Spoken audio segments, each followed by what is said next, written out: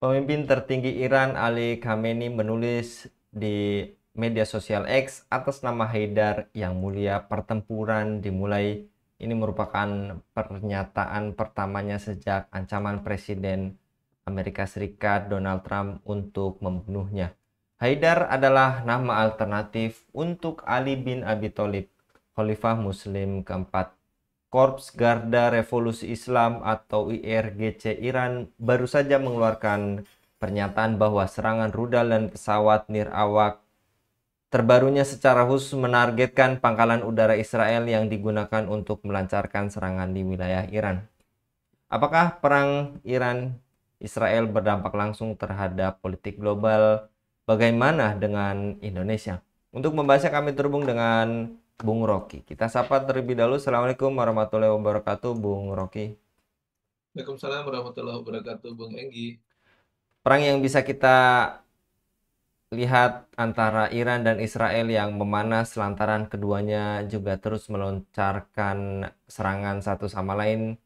Menurut Anda, Bung Rocky, apakah perang ini memberikan dampak terhadap politik baik internasional maupun domestik Indonesia, Bung? Iya, tentu memberikan dampak yang sangat besar, terutama dalam percaturan politik global ya. Karena kan ini sebenarnya bukan persoalan Iran dengan Israel sebenarnya. Di belakang Israel itu ada Amerika, kan gitu. Terus Barat ada di belakang Israel. Di balik genosida di Gaza, ya mereka itulah para pembuat kerusakan di muka bumi ini dan para pendukung terjadinya genosida di Palestina atau di Gaza. Dan dengan serangan Iran ke Israel, sebenarnya bukan sekedar menyerang Israel. Bisa dibaca ini menyerang hegemoni Amerika juga dan Barat serta sekutunya. Dan ini perlu kita apresiasi dan tidak sekedar diapresiasi, kita harus dorong dan tingkatkan. Motifnya jangan hanya sekedar sebagai membalas serangan Zionis Yahudi ke Iran karena menyerang Iran, pangkalan-pangkalan militer Iran, tapi juga harus ditingkatkan motifnya menjadi pembebasan dari tanah penjajahan untuk menuntut keadilan. Jadi dari motif balas dendam atau balasan atas serangan menjadi ditingkatkan jadi serangan yang harusnya menghukum Zionis Yahudi sebagai penjajah yang melakukan kerusakan di bumi Palestina, di bumi Gaza dan seterusnya. Sehingga ini akan terwujud keadilan dari motif awalnya untuk membela diri, membalas dendam atau membalas serangan menjadi eh, hukuman untuk mengusir penjajah Zionis dari bumi Palestina dan juga menghukum atas kezaliman-kezaliman yang dilakukan di muka bumi ini, terutama di negara-negara Arab, Timur Tengah, dan juga yang sudah membuat kerusakan lebih jauh. Kita lihat Gaza itu begitu hancur porak-poranda karena tindakan yang dilakukan oleh Zionis Israel. Dan tentu serangan balasan atas Zionis Israel itu ini memberikan dampak global bahwa selama ini dunia terutama negara-negara Timur Tengah merasa bahwa mereka itu dihegemoni oleh kekuatan Amerika sehingga mereka tidak berani membalas tindakan-tindakan Zionis Israel tadi. Sehingga dengan serangan Iran yang menunjukkan keberanian, ini menjadi eh, titik balik bahwa ternyata eh, mereka berani melawan hegemoni Amerika dan juga membuka kedok Israel bahwa dia tidak canggih-canggih amat dan tidak hebat-hebat amat. Karena cukup diserang oleh satu negara, Iran saja, dia sudah kalang kabut dan eh, dia sudah eh, menunjukkan kehancurannya. Apalagi kalau negara-negara yang lain ikut bersatu dan menyerang. Dan kita bisa melihat efek dari atau dampak dari serangan Iran ke Israel tadi, ini bukan sekedar menyerang Israel, tapi menyerang hegemoni Amerika. Dan tentu Iran eh, ketika diserang juga oleh Amerika, tidak akan tinggal diam, tentu dia punya sekutu atau punya rekan-rekan yang bisa diminta dukungannya, terutama negara-negara yang bersahabat dengan Iran selama ini. Dan ini juga ada faktor persahabatan bilateral, ada juga faktor persahabatan ekonomi, atau faktor persahabatan secara ideologis. Dan kita bisa tahu nanti akan terjadi polarisasi dampaknya bagi percaturan global. Dan tentu berdampak juga secara nasional kita. Karena perang di suatu daerah tentu akan memberikan dampak kepada negara lain, baik besar maupun kecil, terutama dampak ekonomi maupun politiknya. Begitu, Bung Enggi. Yang tadi Anda telah paparkan, lalu bagaimana seharusnya dunia muslim khususnya Indonesia bersikap terhadap eskalasi saat ini, Bung? Ya, mestinya setelah Iran membuka mata dunia bahwa dia seorang diri dengan negaranya saja berani melawan hegemoni Amerika dengan menyerang Israel, yang tentu di belakangnya Israel itu adalah Amerika dan Barat, semestinya negara-negara lain jadi tidak takut dan tidak khawatir bahwa memang kekuatan mereka kecil. Kalau kalau Iran saja sendirian berani, bagaimana kalau dia bersama-sama? Misalnya negara-negara Islam bersatu, negara-negara Timur Tengah bersatu untuk mengusir Zionis dari bumi Palestina, tentu sangat mudah. Walaupun ada Amerika di belakangnya, tentu ketika bersatu sangat mudah. Dan ini memberikan dampak politik yang sangat besar karena dengan sendiri dia bisa berani. Nah, Israel nampak begitu kedodoran dan begitu lemahnya di hadapan satu negara Iran. Memang selama ini Israel merasa sombong karena dia didukung atau dibackingi oleh Amerika. Sehingga terjadilah genosida di Palestina itu. Dia selama ini menghadapi Palestina di Gaza, ya tentu tidak berhadapan dengan sebuah negara yang kuat. Di Gaza memang perlawanannya sangat kuat, tetapi tentu tidak seimbang karena jumlah persenjataan maupun tentaranya tentu berbeda jauh. Dan dengan posisi itu sebenarnya Israel itu baru mendapat perlawanan yang mungkin seimbang atau bahkan lebih tinggi ketika Iran melawan. Selama ini menyerang Palestina, ya mereka berhadapan bukan dengan negara tetapi berhadapan dengan selevel ormas kan. Kalau istilah Hamas itu kan bukan negara. Di Lebanon juga dia menyerang berhadapan dengan Hizbullah juga bukan sebuah negara tapi sebuah selevel ormas kan gitu kira-kira, atau milisi. Di Houthi juga demikian dan seterusnya. Oleh karenanya ini menunjukkan bahwa Israel begitu lemah walaupun didukung oleh Amerika. Kalau berhadapan dengan Iran saja mereka keteteran, bagaimana kalau Iran menggalang persatuan dunia Islam, negara-negara Islam bersatu, untuk mereka tentu akan lebih kerepotan lagi. Nah, sayangnya Israel melakukan serangan itu ketika Gaza sudah porak-poranda. Ada 50 ribu warga Gaza yang betul-betul syahid ataupun jadi korban genosida. Seandainya Iran waktu itu motifnya adalah membela Gaza, membela Palestina, tentu sudah melakukan serangan ketika awal-awal Zionis itu melakukan serangan ke Gaza. Kalau itu terjadi, tidak perlu ada genosida dan korban yang begitu banyak di Gaza dan tidak perlu hancur luluh lantak di bumi Palestina itu. Oleh karenanya kita berikan dorongan agar Iran meningkatkan motifnya dari sekedar membalas serangan menjadi memberikan hukuman kepada Zionis dengan menggalang persatuan negara-negara lain untuk menghukum Zionis dan mengusirnya dari bumi Palestina sehingga terjadilah penghentian penjajahan atau penjarahan bahkan menghentikan genosida. Itu saya kira Bung Enggi. Apakah yang Anda paparkan ini juga artinya menyikap tabir kemunafikan, pengkhianatan, dan keculasan para penguasa negeri-negeri Muslim, khususnya para penguasa Arab, Bung?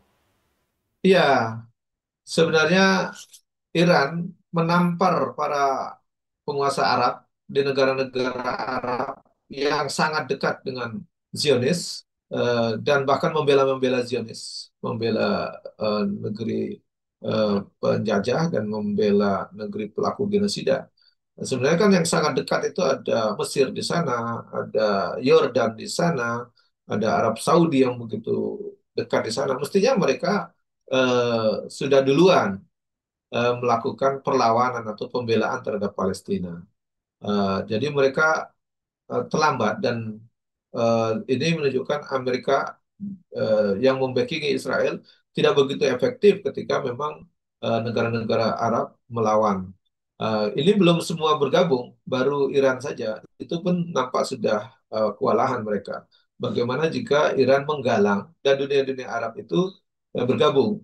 Nah, ini sekaligus menunjukkan bahwa selama ini yang jadi persoalan serius yang eh, justru membuat Zionis itu terlihat seperti kuat didukung oleh Amerika, itu karena penguasa-penguasa Arab sendiri yang berkhianat tidak melakukan perlawanan terhadap Zionis Israel atau menghentikan kebiadaban mereka ketika melakukan genosida.